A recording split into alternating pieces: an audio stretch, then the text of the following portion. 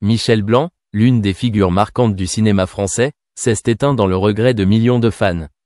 Cependant, outre son brillant talent artistique, sa mort a également été un signal d'alarme sur les pressions et les troubles mentaux auxquels de nombreux artistes sont confrontés, qui ont silencieusement dévasté leur vie dans les coulisses.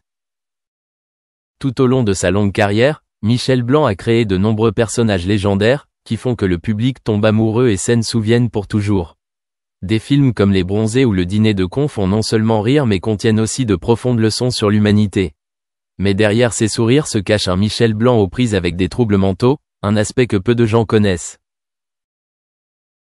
La psychologie des artistes est intrinsèquement sensible et vulnérable, et Michel Blanc ne fait pas exception. La pression du maintien de sa carrière, les attentes du public et la concurrence féroce dans l'industrie du divertissement ont progressivement pesé sur son âme. Les nuits blanches, les crises d'angoisse et les sentiments de solitude même sur scène l'ont fait tomber dans un cercle vicieux sans issue. Le trouble mental l'a rongé, silencieusement, le rendant incapable de profiter de la joie de son succès. Selon des amis proches, Michel a un jour parlé des difficultés à trouver la tranquillité d'esprit. Il avait souvent l'impression de vivre dans un monde plein de pression, où tous les regards étaient rivés sur lui. L'attente de montrer d'autres œuvres excellentes, les comparaisons avec les collègues et les critiques du public deviennent autant de fardeaux dont on ne peut se débarrasser. Peu à peu, cette pression l'a rendu faible, et il n'est plus l'artiste confiant qu'il était auparavant.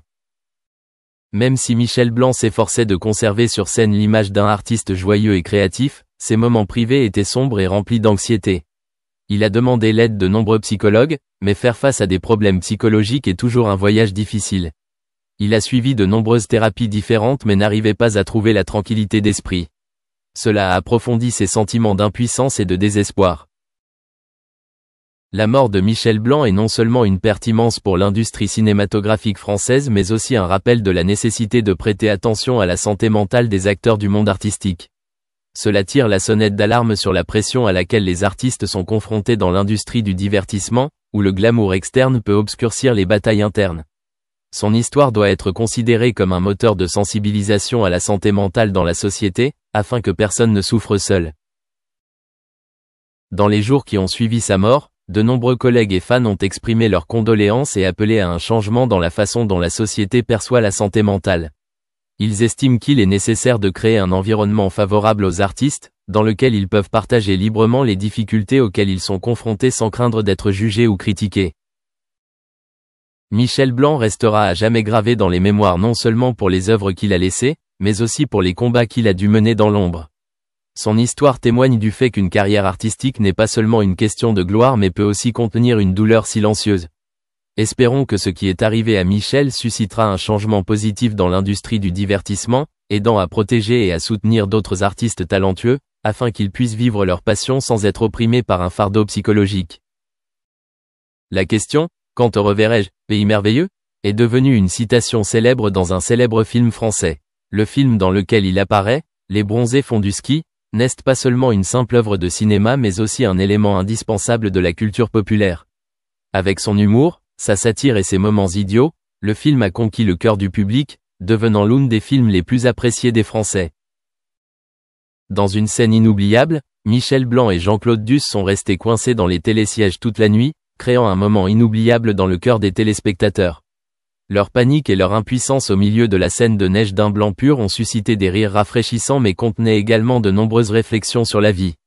Ces deux personnages ne sont pas seulement des modèles de bêtises, mais aussi des symboles de ceux qui osent rêver et expérimenter de nouvelles choses, même s'ils rencontrent parfois des situations drôles et tristes. Cette scène fait non seulement rire les spectateurs, mais évoque également un sentiment de nostalgie des beaux souvenirs du passé. Le film décrit clairement le lien entre les humains et la nature et entre les humains et les humains. En particulier la phrase « Quand te reverrai-je, pays merveilleux ?» pour rappeler que la vie est pleine de surprises et de moments précieux à chérir. Lorsque nous sommes pris dans les soucis du quotidien, cette question sonne comme une cloche qui nous appelle à revenir, à retrouver des moments de détente entre amis, en famille ou simplement à profiter de la beauté de la nature. Les Bronzés font du ski ont créé des souvenirs indélébiles dans l'esprit des téléspectateurs, du rire aux larmes. Chaque fois que nous nous souvenons du film, nous avons l'impression de nous perdre dans un doux souvenir, où tout le monde vit de bonnes choses ensemble. L'alliance de l'humour et de l'émotion dans le film témoigne du talent des cinéastes français, qui savent faire passer des messages profonds à travers des situations humoristiques et réalistes. Quand on se souvient de ce dicton, on se demande, peut-on trouver du soulagement dans les moments difficiles comme les deux personnages du film? Cette question reflète non seulement le désir de retrouver de beaux souvenirs, mais est également un rappel de vivre pleinement chaque instant. Des histoires comme celle-ci non seulement nous divertissent, mais nous aident également à apprendre de précieuses leçons sur la vie et l'amour humain. On peut dire que les bronzés fonds du ski ont marqué le cœur des fans avec des scènes humoristiques mais aussi émotionnelles. La question, quand te reverrai-je, pays merveilleux, n'est pas seulement un simple dicton, mais aussi une partie du patrimoine culturel, évoquant des souvenirs et des émotions profondes que nous n'oublions jamais. En fait, il a déjà éprouvé une peur intense face à la maladie à laquelle il était confronté. Ce qu'il convient de noter, c'est qu'il n'a jamais évité ni nié cette anxiété, mais au contraire, Michel se considérait comme un hypocrite face à elle constamment. Dans une conversation franche avec le Parisien, Michel n'a pas été amusé lorsqu'il a déclaré « C'est du bon sens. On peut dire que je me suis placé sous observation constante. » Cette déclaration montre non seulement sa résilience, mais aussi le stress psychologique qu'un artiste doit endurer lorsqu'il vit sous la pression de la santé. Mais Michel tient aussi à préciser un point important, attention, je n'ai pas peur des microbes. Ne le sont pas. Il vaut mieux avoir l'impression que quelque chose se brise en soi et se transforme en une maladie incurable. Ce dicton exprime non seulement la peur de la maladie, mais reflète également une vérité profonde sur la psychologie humaine, en particulier celle de ceux qui vivent sous les projecteurs. Ils doivent souvent subir des pressions non seulement dues à leur travail mais aussi à celles d'elles-mêmes. Michel Blanc, en partageant ouvertement ses angoisses et ses peurs, a créé un espace permettant à chacun de reconnaître et de discuter des problèmes de santé mentale et physique.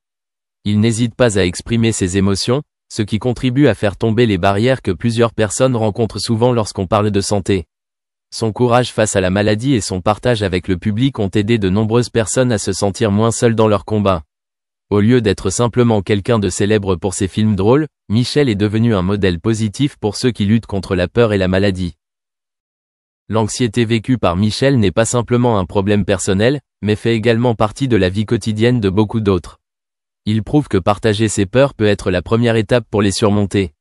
L'honnêteté et la franchise de Michel ont inspiré de nombreuses personnes à affronter leurs propres peurs, les aidant ainsi à réaliser qu'elles ne sont pas seules dans ce combat. Enfin, Michel Blanc est non seulement un artiste talentueux mais aussi une personne compatissante, toujours prête à partager sa douleur et ses peurs avec tout le monde. Son ouverture d'esprit nous rappelle que la santé, tant physique que mentale, est importante à laquelle nous devons tous prêter attention. Nous ne devons pas avoir peur d'affronter nos émotions et nos peurs, mais trouver des moyens de les affronter et de... Avec l'épouse de William, Catherine, aujourd'hui princesse de Galles, a créé l'organisation caritative Heads Together. Cette organisation a pour mission de sensibiliser le public aux questions liées à la santé mentale et d'aider les sans-abri, les vétérans des forces armées et les jeunes. La princesse royale Diana était la précédente détentrice du statut de protectrice de l'association Caritative Centrepoint, qui est actuellement détenue par le prince William.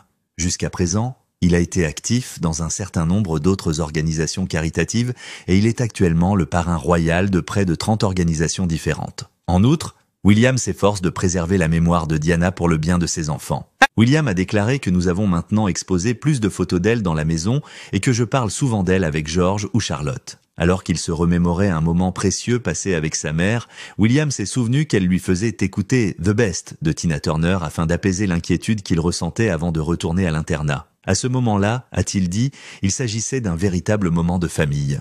William a pensé que malgré le fait que Harry et moi avions perdu maman, il pensait qu'elle serait fière de tout ce que nous avions accompli. Elle m'a inculqué la force d'âme nécessaire pour relever tous les défis que le monde peut m'offrir. De même que William et Harry respectent la mémoire de Diana en perpétuant son héritage de compassion et de charité, les actions humanitaires de William sont le reflet des idéaux que sa mère lui a inculqués.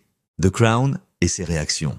Dans la 6e saison de The Crown, une série qui dépeint les événements de Grande-Bretagne, les téléspectateurs voient William lutter contre ses émotions après la mort de la princesse Diana. William se bouche les oreilles avec des écouteurs et part en trombe lorsque le prince Charles lui demande d'agir comme le futur roi et de pleurer sa mère publiquement. Plus tard, il disparaît pendant 14 heures, provoquant une recherche frénétique de la famille avant d'être retrouvé seul dans la campagne. Le prince William s'est félicité de l'authenticité émotionnelle de son parcours personnel tel qu'elle est décrite dans The Crown. Bien qu'il ne se soit pas physiquement retiré dans les Highlands écossais comme le montre la série, il affirme qu'elle capture l'essence de son véritable tourment intérieur durant cette période.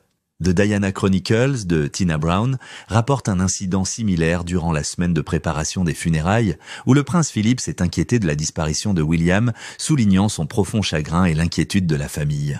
Les derniers épisodes de The Crown intensifient le drame royal en décrivant la disparition tragique de Diana. Au milieu de son chagrin, William doit faire face à l'attention du public et aux sentiments complexes qu'il éprouve à l'égard de son père. Dans une scène saisissante, William affronte Charles, le tenant pour responsable de la mort de Diana, mettant en évidence l'intensité émotionnelle et les tensions croissantes entre le père et le fils. The Crown dépeint de manière saisissante la frénésie qui a suivi le prince adolescent, les fans affluent pour le voir, ce qui a conduit à une attention débordante. Interprété par Ed McVey, William reproche à Charles d'avoir perdu le contrôle de ses apparitions publiques lors d'un voyage familial au Canada. Il confronte Charles, interprété par Dominic West,